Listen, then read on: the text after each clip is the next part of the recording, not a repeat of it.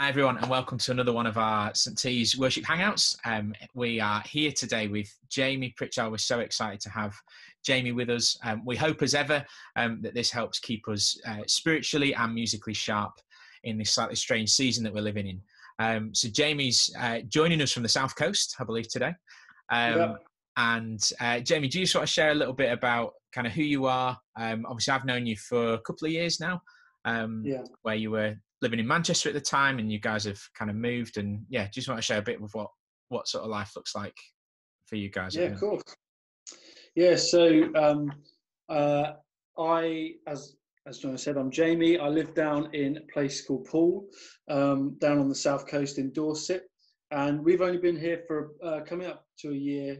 As Jono said, we're in Manchester, serving on the team of a church called St. Chad's for 4 years before that. And we've moved down in last summer, kind of feeling God calling us to something new, to a new kind of adventure and challenge. And this past year has been, really getting stuck in with what God's doing here in the community here. And I serve here as a worship pastor. And so that's a bit of what life has been like in the last year or so. But at the moment, obviously in lockdown, and life's taken a bit of a change. Me and my wife, we're working from home, trying to, do our roles and work out what it looks like to kind of lead worship and in this different season and what God's doing. And so that's kind of been what we've been really digging into, I guess, in the last few months. Awesome. Yeah, I'll introduce myself as well. If there are those kind of joining us not from St. T's, you're really, really welcome with us if you are watching from elsewhere. And we're so glad you're with us. My name's Jono. I'm worship pastor at St. Thomas's up in Lancaster in the northwest of England. And I also work as the CAP Debt Centre Manager up here as well. So I kind of split my time with those two roles, and I live with Amy, my wife, and my little girl Ava. So again, we're similar really in lockdown, just kind of working out what life looks like and how we balance kind of work and home and stuff as well. Jamie, I know that you've kind of been doing stuff for church in this season. I know you've also done a session or two for other places. I noticed you've done one for New Wine, which is brilliant. Which if you haven't logged in and had a look on New Wine's YouTube channel, make sure you go and check that out if you want a little half-hour haven of sort of acoustic worship. I really enjoyed that, so thank you for doing that. How has it kind of looked different for you? Obviously, normally we'd be in our kind of roles, we'd be looking at set lists and practices and probably sorting wiring out in church and all the other photocopying and all sorts of other like. How has the role, and how do you feel like kind of leading worship? For those of us that are, whether we're musicians or techies or singers, like how is it changing at the minute, do you feel? Well, it's changing in a lot of ways, isn't it? I feel like at the start of lockdown, I was emailing out to team, and I remember saying actually the call to lead worship hasn't changed at all, in this new season, and we are still lead worshippers in whatever we're doing in our lives. But actually the way we're going to do it is completely different. It's been kind of flipped on its head. And I think that actually songs and musical worship are having an enormous impact in this season. Even though we can't gather physically to have those corporate times of worship, you just see the kind of impact that a song like The Blessing's having at the moment, and how that's just being sung over people. It's amazing seeing what God's doing with that. And so I think that the way that it's kind of changed is, we're doing church online. I know that's kind of a bit of a luxury, and that not every church has the capacity to put stuff out online, but we're doing church online. And I guess it's still, you're still trying to lead people into times where they can adore God, encounter God, and be transformed by God. That's kind of the for me, what I see as the overarching themes of worship throughout Scripture, of adoring God, encountering God, and being transformed by God. And so I think for worship leaders and for worship team, and however we're involved, it's how do we bring something that that can lead people into those three things, what even, you know, but in a different way. So we have like a live worship and prayer thing on a Sunday night, and I'm in my living room, and I know that others are in theirs, and so we lead that in a different kind of way, because you're not stood on a stage in a great big building, but actually you're almost sat in people's living rooms with them, and it's a much more kind of, I guess it can be a much more intimate thing, and so there's just kind of different ways to I think lead people into those three things of adoring God, encountering God, being transformed by God. Yeah, that's really helpful. I think it would be really interesting as well, I think, to see like how much of this kind of different way of leading we continue, even when we can gather again, like if there are going to be some lessons that we learn kind of in amongst it. And I think I've loved the kind of vulnerability that we've seen in worship, you know, where you can't hide behind the band or the production level or the volume level or sometimes actually like the buzz in the room as well. I think there's something incredible that happens in a large gathering where, you know, before a note has been played, there's that expectation that worship's going to happen and it's going to be great. But I think there's also a sense in which, like when you're, as you say, when you're leading from your lounge just in front of a camera on your own and you've not really got any idea quite who or where people are tuning in from, or, you know, if people are sort of sat hanging on, you know, every second, or whether people just got it on in the background while they're making their lunch. And I know I found that a little bit like strange, that kind of lack of interaction. I think there's a sense of vulnerability that's really precious in that as well, where it's not kind of really rehearsed and it's all, we all know exactly what we're doing. But I think there's something really interesting in that kind of organic sort of space. Like looking at how when we worship normally, there'd maybe be two ways that we'd kind of do it.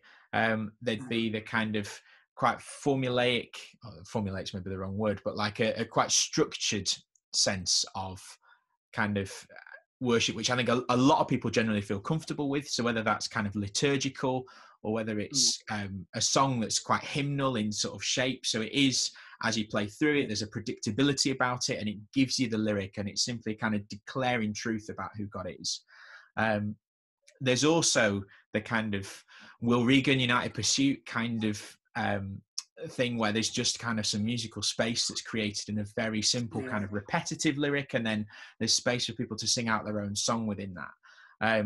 And I know from your context and from ours, there'd probably be times where we'd look to use both, and I think it's a really healthy mix to use both. And I know certainly for some of our wider congregation, people have found it quite challenging in this time when you're worshiping at home on your own in front of the sofa and you've not got this kind of security of worshiping with other people, to kind of be vulnerable in that. And I know probably actually some musicians, maybe people watching this who maybe don't see themselves as brilliant singers, probably also feel far more vulnerable worshiping in the way that we currently are than we maybe normally would be when we can just play our instrument and join in. I'd just be interested, like how do we go about navigating that? Do you think as a team, or as you know, we wouldn't necessarily all call ourselves worshippers, but I know you used the term earlier, kind of lead worshippers, which we all are, if we're on a worship team in whatever capacity. So how do we kind of continue to invite people to be kind of vulnerable and find their own song and kind of worship in their own words when there isn't necessarily the huge kind of corporate experience? It's a really good question, and I kind of, what comes to mind is two things, and I guess it's that one, this is no new thing, that actually this isn't just kind of a few people that are gifted singers going off on one, but actually this is something that we see in the scriptures. And I know I've always been really struck by there's two passages, in one in Ephesians, one in Colossians, I think Ephesians 5 and Colossians 2, where it says, in the Ephesians passage it says, Be filled with the Holy Spirit, singing psalms and hymns and spiritual songs with thankfulness to God in your hearts. And then in the Colossians passage, it says, let the message of Christ dwell among you richly, singing psalms, teaching and admonishing one another with psalms, hymns and spiritual songs. And these words, spiritual songs, it seems like from all that evidence are these songs that were birthed out of times like we're talking about, times where people would just sing out something fresh, something new, that they felt inspired to in that moment.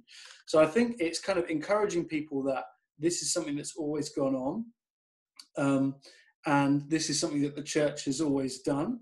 But then, secondly, I think that it's really important for us to encourage people that it doesn't actually matter what it sounds like, and whether in the kind of rise of spontaneous worship recently, which has been great, I guess we can sometimes fall into, but I can't, I don't feel like I can string together a spontaneous song like a Kim Walker-Smith can, or whatever it may be. But actually, I remember reading in this book called Worship Matters by this guy, Bob Kauflin. He talks about how God hears our praise that is perfected through the blood of Jesus. Whether he used this amazing language, like from the cry of the Aborigine to this, to that, whatever it is, God hears it is perfected. And so whether that's us just in a complete moment of vulnerability, feeling like actually I need, like that kind of whisper of the Holy Spirit that he's asking us to sing something out, and it's just the quietest hum, but for us, that is us really entering into worship. That's great.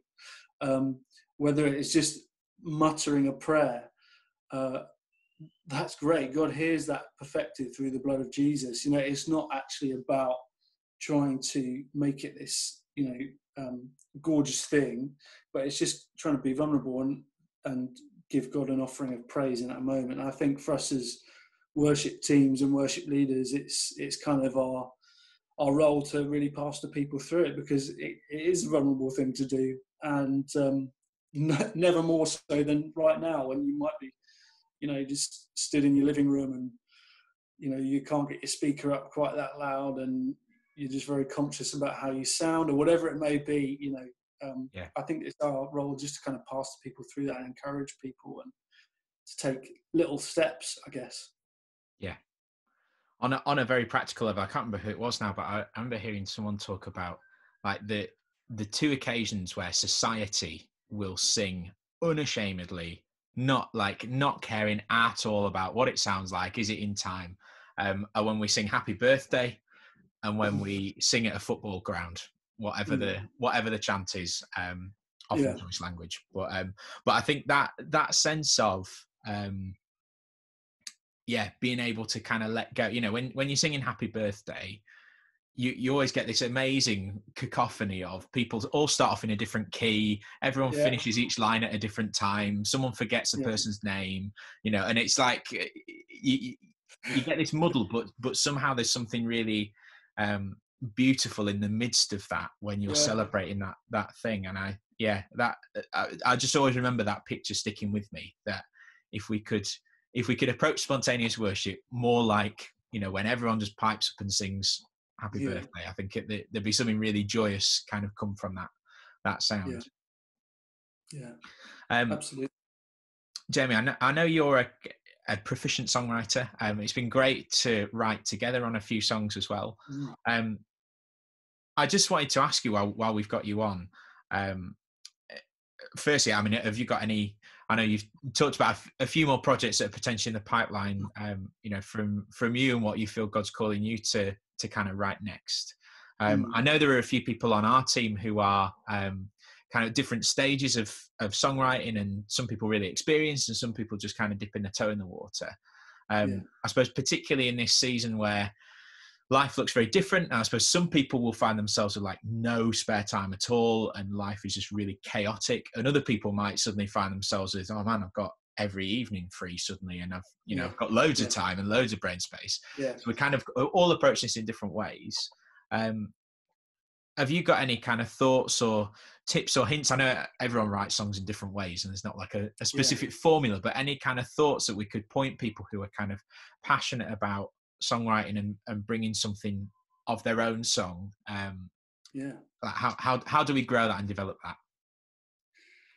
Well, it's a great question, and I've certainly we've found in our worship team here that it's something that's really been growing over lockdown. I think that the kind of slowing down of life has really been beneficial for creative things like songwriting, or whether you're an artist or a painter, a poet, whatever it may be, and you've now got more time on your hands, and we're seeing beautiful things come out of that. So that's been really encouraging. And I know we've just written a song, me and one of our worship leaders, that we're going to put out on Pentecost because it ties into that theme so much. And I've just been really encouraged by what God's doing in it. And I heard not too long ago this quote from John Lennon, who's an amazing songwriter in pop world. And he said, it is better to be prolific than to be perfect. And that's something we've been trying to kind of do as a worship team, is to just keep writing songs. And we've kind of been noticing that the more songs we write, the kind of the better they get, and we sort of see certain themes coming out of, maybe this is something God's really doing in our church if we're writing about this so much. And that's something that's really stuck with me, because it can definitely feel like a vulnerable thing, songwriting, and you can want to almost hold on to a song, and and sometimes there are those songs that take years and years, and actually that's the right thing. But I think so often, especially when we're kind of getting started in it, which like we are here as a team, getting started, being prolific rather than perfect is a really freeing thing. And just keeping writing and seeing what God does, and not putting too much pressure on a song as well. We've talked about as a team that actually, we don't know what will come from each song. It might not be that it's the right song to be played in church, but actually, if it's a song that is about God and how good He is, and that is going to bless His heart, then it's worth writing. And so, that's kind of some of the things that we've been trying, and have found really freeing around that whole kind of area of songwriting. Yeah, that's great. I really like that, and I think there's that idea as well that there's something really healthy about learning to sign off on a song as well. I think, I think there's a sense of the kind of vulnerability of letting it go. But I think I certainly find I'm a tweaker. So I get a song, so I think it's nearly there, but maybe I could just switch that. And then you play it somewhere else, and maybe I'll just tweak that melody, and just kind of being able to actually sign off and go, actually that is finished. God's been in it. And I think that's really healthy. Otherwise, you can end up stuck in a rut of like having a phone full of like 99% finished voice memos that never feel complete. So then you never actually want to take them anywhere, because we've been doing a very similar thing actually. There's a kind of group of us that's just sort of set up on WhatsApp and sort of sending voice memos around. We've done a few Zoom calls and stuff, and I think it's just exciting to see people stepping out into that as well. And I think particularly when the end goal isn't, and it's not all about, we've got a recording coming up and we've got to get 10 songs to where there's not that level of pressure. And I think sometimes when you look at the wider industry and all the stuff that involves, it can almost seem quite daunting to even like, where do I begin if you see your songs being in competition with other stuff, it can seem hard to begin. But I think that idea of just writing out of what's God doing in our community and what's He been saying to us, and actually, what He says to Hillsong and Bethel and Elevation and others is amazing, but their context is very different to ours. So there's some stuff that's going to be like generic truth that that works everywhere because it's an amazing song and it lands. But there's probably going to be other stuff that actually sits brilliantly in our context and comes out of a series we've been looking at, or a significant event in the life of someone in our church or something that's really precious for that moment, isn't there? So I guess it's kind of learning to yeah. And I think I always, I think the vast majority of my songs are probably only ever going to be heard by the Lord and possibly my wife, and just and that's probably a good thing for people's ears. But I always just try and not put pressure on a song before it's grown into what it's going to be, and that actually I think I find that just being in a rhythm of writing songs is so helpful, and carving out the time just to say, okay, this time once a week, maybe I've got an hour on this afternoon, I'm going to try and write songs in that hour. Really helpful, and just having it as real unpressurized time, not with a deadline of something, or like you say, we've got an album coming up, so we've got to write these songs, but actually just writing a song, and then if it's a song that ends up on an album, great. And if it's a song that I play in my bedroom in worship to God, great. I think that's really kind of key to seeing the stuff grow. Yeah, there's something really freeing in that. Mm. And for those that haven't heard it, make sure you check out Jamie's EP, which came out last year, was it, or year before? It was last year. Last summer. Yeah, so that's Father Songs of Intimacy. So go and check it out. You haven't checked out Jono's. Check Jono's out, because Jono's is amazing. Have you got any more kind of projects coming up that we can watch out for in terms of? Well, we've got a song kind of that we'll be putting on YouTube and stuff this Sunday as a team, that we've done a big kind of worship team video, trying to get as many people playing on as we can. Fantastic. So that's going to be coming out on Sunday. But I think I've got maybe a single in the pipeline coming out a bit later in the year. I've just felt really challenged, like that God was saying, to start writing about things that actually people in the world are singing about, but actually from a godly perspective that really speaks his heart into something. And I was driving not long ago with the radio on and just listening to Radio 1 or something, and just thinking, crikey, what is the stuff that's being declared over our nation? And actually to try and write stuff that just communicates God's heart. So I've got a song coming out hopefully in the summer at some point, which is more of a love song, more of a song about marriage and me and my wife's story, but hopefully from a godly perspective. Great. That sounds really exciting. That's fantastic. Just before we finish, Jamie, could you give us a few bits of advice on, like, how do we stay hot and sharp, kind of as a worship team, where, as you said, we're not gathering for practices, we're not gathering for team nights. There's probably not the same kind of drive to kind of be picking up our instruments necessarily when we're not kind of working towards whatever the next service or project or worship night or whatever is for us. So how, in this kind of slightly strange season, do we as a team stay sharp? I suppose both, I know we touched on some kind of spiritually stuff, but kind of spiritually and musically, in a kind of worship context.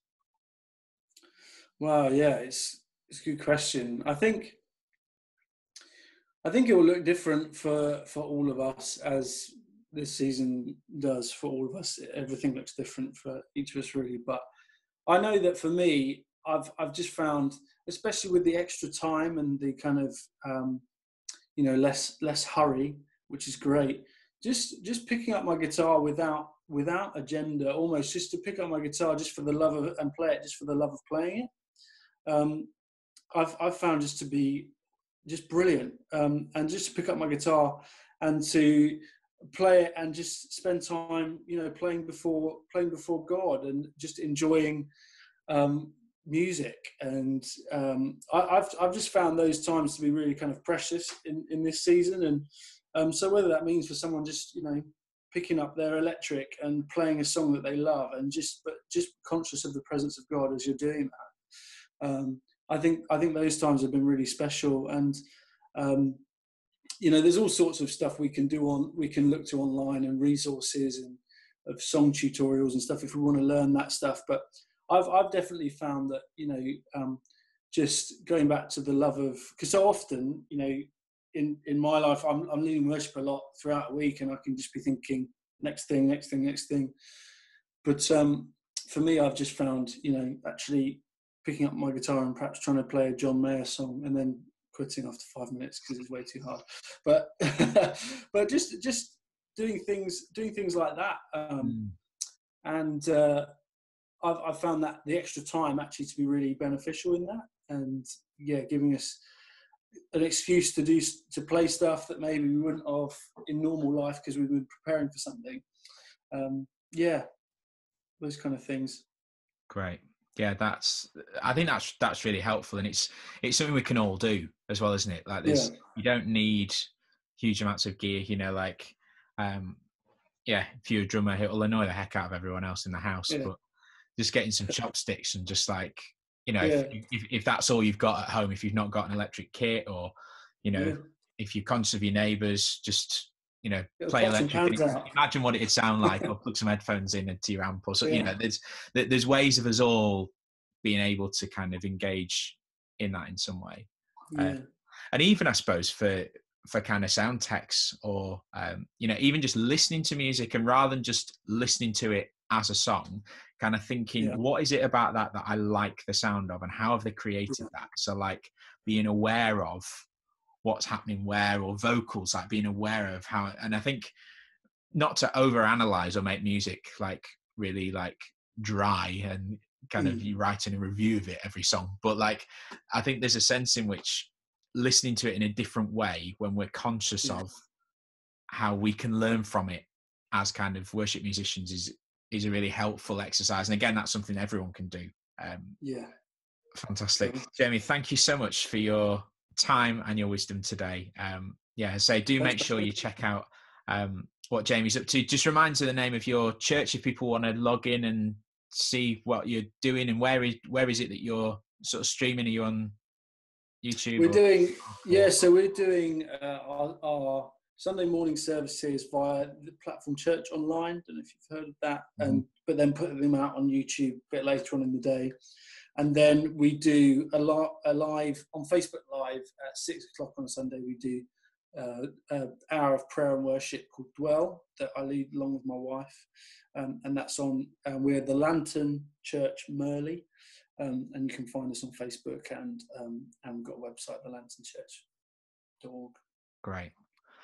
That's fantastic. I say, Jamie, thank you so much for your time, and we'll hope maybe one day to worship together face to face rather than one day, rather than online. Hopefully One day it will happen. Thank you, mate, so much for your time. We really appreciate you. Pleasure. Thanks for having me.